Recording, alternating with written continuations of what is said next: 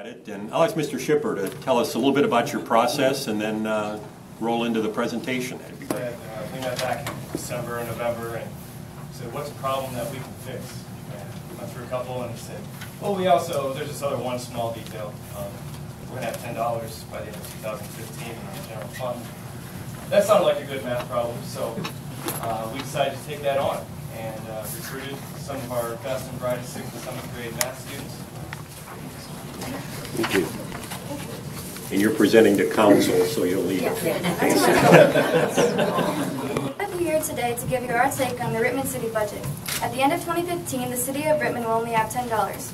A chosen group of 6th and 7th graders from Rittman Middle School were given the opportunity to find a solution. We come up with the idea of a beautification project. Beautifying Rittman will raise property value, which will raise property tax and result in revenue.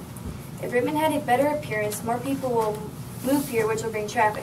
If a business is looking for somewhere to open up and they see an attractive town with traffic, consider there to be one less vacant lot or building doing nothing but taking up space.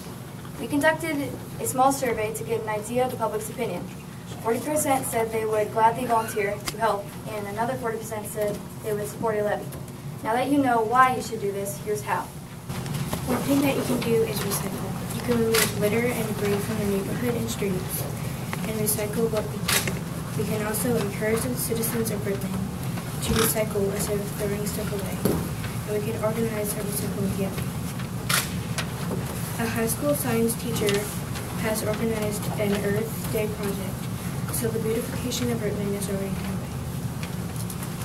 And another thing that we could do is just clean Rittman.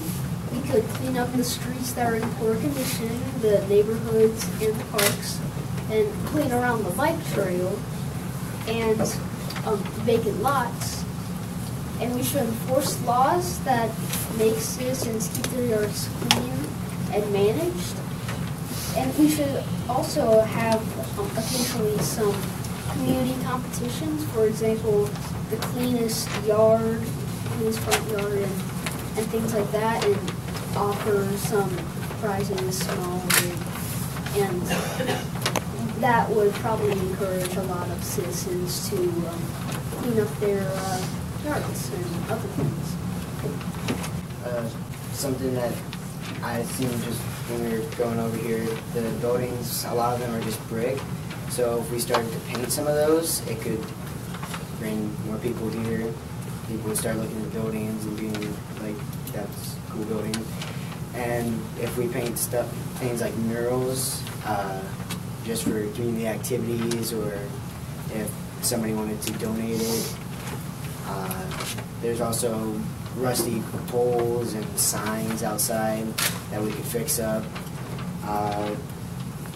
And there was the curb painting that's attracted a few years back, and they got a paint donation, so we could probably go for try for one of those, and we wouldn't have to pay for much paint. And buildings that are already painted that are starting to chip, we can fix some of those up also. Another thing you could do is create. Creating and beautifying not only Rittman's main street, but the whole town will attract many businesses and people. The first and main thing we should focus on creating is new landscaped welcome signs that give our town a good impression. In areas around this town that do not allow plants to grow, a rock garden is the answer. Just as beautiful and not that hard. Creating places where people can enjoy nature, have fun, and love the town which they live in.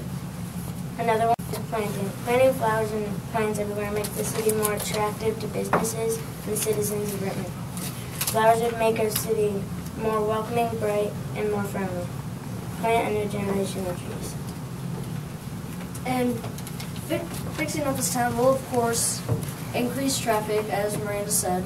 That would increase likelihood of having businesses move in. Therefore, we believe that having a beautification project will be a nice, sustainable business that can fix this and will fix this budget.